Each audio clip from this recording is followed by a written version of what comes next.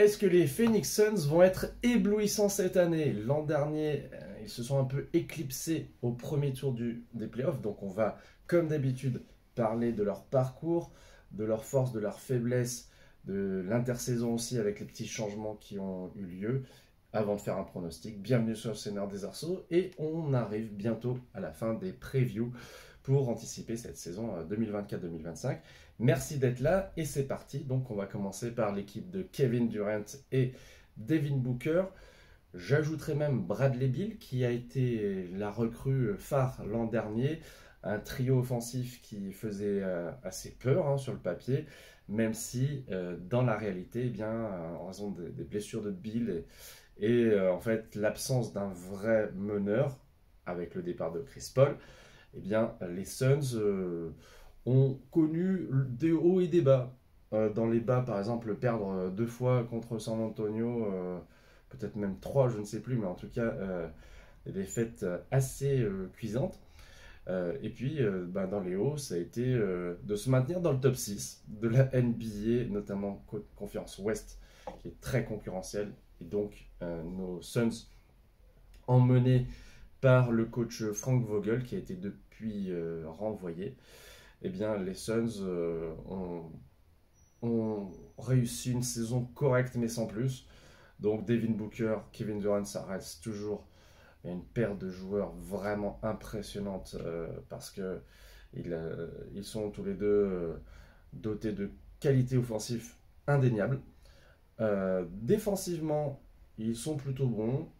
J'ai même vu un Devin Booker là, pendant les JO très très investi, un Kevin Durant impérial malgré l'âge, les années qui passent. Voilà, il a une maîtrise du jeu qui reste impressionnante aussi. Cela dit, dans cet effectif qui est plutôt stable par rapport à l'an dernier, on a des petites lacunes sur le poste 1, sur le poste 5. Yusuf Nurkic peut rendre service à ce genre d'équipe, mais ça reste un petit peu léger.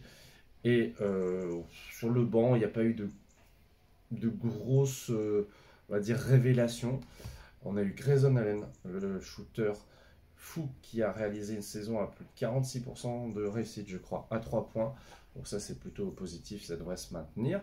Parmi les recrues, parlons du recrutement maintenant, eh bien, on a un joueur qui s'appelle Tyus Jones, qui jouait très bien en meneur remplaçant du côté de Memphis, quand ils étaient deuxième de la conférence Ouest, et qui est parti dans le marasme de Washington, qui ne s'est pas retrouvé vraiment.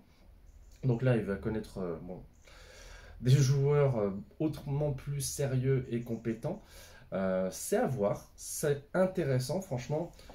Après leur élimination face aux Wolves, ces Suns, moi je m'inquiétais beaucoup parce que contractuellement, eh bien, le trio Booker, Durant et Bill, vraiment plombaient les finances. Même si, bon, il faut payer les joueurs à la hauteur de leur talent, mais bon, le contrat de Bill était quand même très très gros. Et du coup, je me demandais comment, avec peu de tours de draft et 3 gros salaires, les Suns allaient pouvoir recruter. Bon, déjà, ils ont embauché un ancien champion NBA sur le banc, donc Mike Budenholzer, qui était très très heureux après un an de congé, on va dire, pour des raisons personnelles, de reprendre du service, et ça s'est vu dès sa première conférence de presse. On a donc un collectif qui se construit avec des joueurs plutôt expérimentés.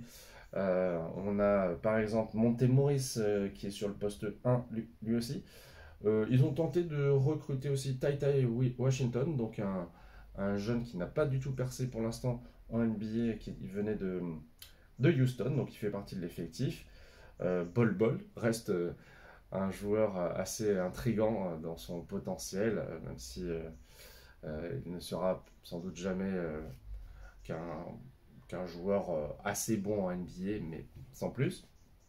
Je vois également qu'ils ont gardé Damian Lee, un shooter, ça c'est bien.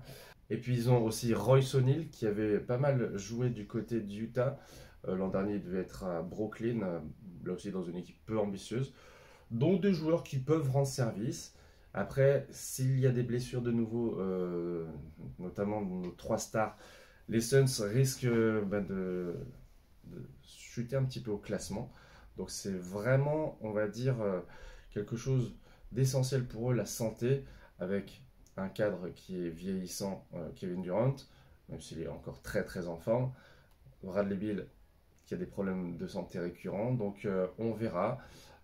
Offensivement, je me fais pas trop de soucis pour eux. Défensivement, et je voudrais revenir sur l'an dernier, bien ça a été compliqué face aux Minnesota Timberwolves qui les ont percutés d'entrée de jeu. Ça s'est fini en 4-0, donc c'est quand même pas très joli de finir sa saison au premier tour sur un sweep. Mais voilà, c'était assez logique vu l'énergie qu'il y avait et on va dire l'esprit collectif d'un côté, alors que cet esprit collectif, il n'était pas si présent que ça et pas tant de répondants. Au niveau des playoffs, ça ne pardonne pas. Autant en saison régulière, notamment avec les nombreux matchs, ça peut quand même se compenser, mais sur une petite série, c'est compliqué. En ce qui concerne mon pronostic, et vous pouvez me donner le vôtre en commentaire, je pense que je les vois au minimum dans le play-in, ces Suns. Je n'ai pas de garantie vraiment sur leur défense, c'est ça qui m'embête quand même beaucoup. En revanche, ils peuvent se retrouver en bas du top 6, ça ne m'étonnerait pas non plus. Voilà, donc j'espère que cette vidéo vous a plu et ça serait très intéressant de voir aussi quels sont vos favoris. Donc n'hésitez pas à me le dire en commentaire et à bientôt sur le Seigneur des Arceaux. Salut!